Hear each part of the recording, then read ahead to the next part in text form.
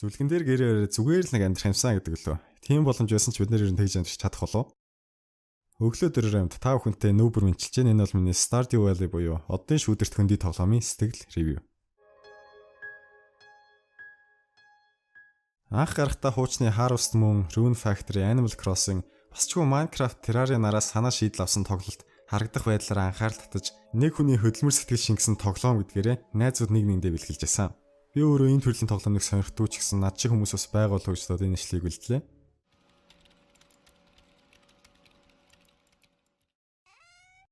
Үйл явдлын хувьд тоглоомын ихэнд гол дүрийн хүний өвөө нь амьдралаа өөрчлөхийг хүссэн үедээ нээгэрээ гэсэн бичтэй гэрээс л үлдээдэг. Сүнс сүлд сорсон том компани ажлаас орохыг хүссэн тоглогчийн дүр өвөөгийнхөө гэрээсийг нээгээд ферм өвлж авснаа мэдээд оддын шүүдэрт хөндөд ирдэг. Сэлгэр том ч гэсэн олон жил орхигдсноос л мод чулуу зэрлэг ургамлтаа дарагдсан хашаа, нурсан хүлэмж, хуучин байшин тэнд ухтаж авж байгаа. Инээс цаашаа тоглож байгаа хүн юу хийхгүй байх нь ер нь бүрэн чөлөөтэй. Stardew Valley-д ер нь зохиолыг заавал гүйцэтгэх систем байхгүй гэж хэлж болно. Тариалан дээр ажиллах, өөрийнхөө бас тосхны төв байшиг нөхөн сэргээх, эргэн тойрныхоо газруудаар аялах, агуйд ашигт малтбал олборлох гээд хэд хэдэн үйлдэлүүд байгаа ч гэсэн тэр болгоныг заавал биелүүлээд байхыг тоглоом нэг шаарддаг. Ер нь тэгээд хязгааргүй эргэж байгаа хүрчиг дөрвөн үйлрэлт хүмүүстэй нөхөрлж, ногоо тарьж, заг сорж, олдсон болгонод дэлгүрт зарах нэг бодлын зохиол даадаг нөгөө хуучин хүүгийн энгийн ч гэсэн жаахан утга учиргүй амьдралыг санагдуулахар байсан. Бүр гэр бүл зохиогоод 1-2 хүүхэдтэй болсон ч гэсэн тоглоонд утга учир нэмэлт занглаа нэмэгдэхгүй байгаа жаахан урам хугармаар байсан.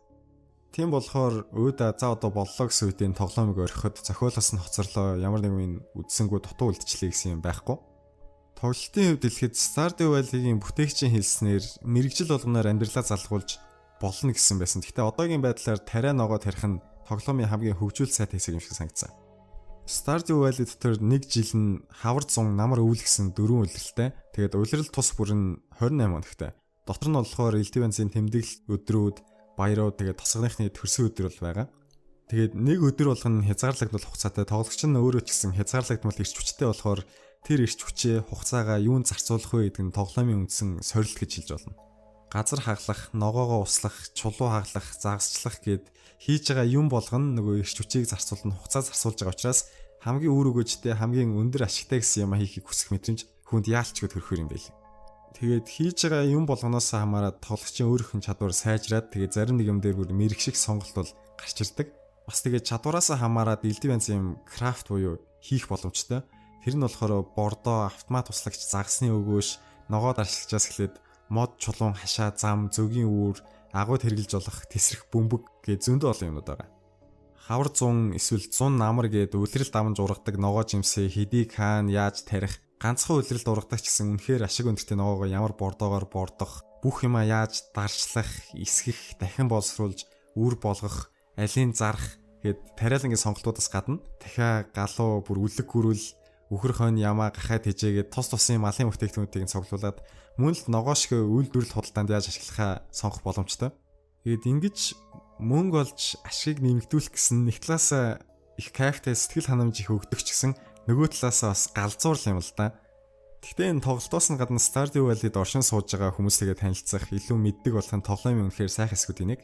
Тэгээд чинь тоглоом болгонд гарч ирээд байдгүй хүмүүсийг оруулсан байсан. Жишээ нь гэр оронгүй хүн нөгөө PTSD сэтгэлийн шаналлгүй дарамтанд байгаа цэрэг хэцүү хөвгшрэлтийг туулж байгаа тэрэндээ их бухимдаж байгаа өвөө, эмо залуу, гэр бүлийн амьдрал хүүхдүүдээсээ нэг жоохон залхаж байгаа юм шиг өөрийнхөө орон зайг алж байгаа юм шиг санагдж байгаа эмэгтэй.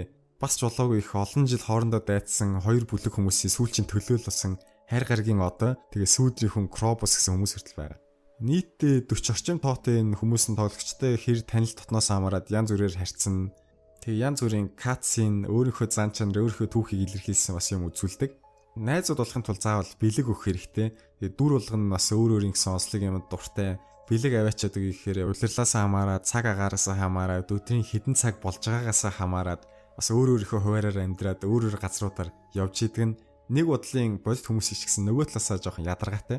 Яг хуу тайлбар тойл Википедиаг нь уншаад хэн юунд хамгийн дуртай, хэн хизээ хаагур байдгүй гэдгийг нь амархан мэдээд авчих боломжтой. Гэхдээ засагт хэцүү асуудлуудын хувьд гэвэл fast travel буюу нөгөө түргэн шилжих сонголт нь үнэхээр хязгаарлагдмал. Тосгоныхоо дундуур нэг төмөр зам шиг юм явдаг. Нэг нь гэрийнх нь хажууд автобусны буудлын дээр, нэг нь уурхайд, нэг нь дарахны газар байдаг. Бусдаар бол ер нь бүхэл газар 2 зээр дээрээ явган явж таарна тэрнийх удаан. Тэгээ явж явж мөнгөө цуглуулж аваад морь худалдаж авсны дараа нөгөө хорвоотой танилцсан төвхтэр морины гайхамшиг мэдэрдэг. Тэрэн шиг л үнэхээр хурдтай сайхан байгаагаа мэдж авсан. Бас нэг юм гэвэл нөгөө инвентори буюу богцсон өстө утгагүй хязгаартай зохион байгуулалт их муутай юм шиг санагдсан. Stardew Valley-г ер нь багцлаад дүгнээд хэлэхэд юм сонсч алжаал тайлангаа тоглоход их тохиромжтой, хөөрхөн хийцтэй, энгийн тоглолттой тоглоом шиг санагдлаа. Яг нь боломжийн сонирхолтой дүрүүттэй тэгээд хөдөөгийн энгийн амьдралын сайхныг зарим үед их амжилттайгаар мэдрүүлдэг ч гэсэн тоглоомыг бодит амьдралтай ойртуулах гээд жах ядаргаатай болгоцсон тогтолцоо ахиц гарахын тулд хийх хэрэгтэй өдөр болгоны тэр ногоо услах, мал маллах, элдв бүтээгдэхүүнтэй үйлдвэрлэх гэсэн үйлдэлүүд нь тоглоомын нөгөө эсэргүүцэх гээд байгаа эц төгсгөлгүй ашигын төлөө гэсэн харахны уралдааныг бий болгоод байгаа юм шиг бодогдлоо. Тийм болохоор тоглоомын хугацаагаар би 3 жил орчмыг өнгөрөөгөөд хийж болох, үзэж болох ихэнх юмыг үзэж туулаад тэгээд эргээд тэр хэцүүтэй тогтолцоороо нь орохыг хүсээгүй орхисон. За миний сэтгэл ревюуд бол ингээд дуусчин. Тэгээд та нар тоглосон бол ямар санагдсан, юу нэг таалагдсан, хөгжим нь бол хөөрхөн байсан, олон хүмүүс таалагдсан байх гэж бодож байна. Бичээд үлдээгээрэй. Ингээд дараагийн бичлэг хүртэл түр баяртай. Нүүбэр байлаа.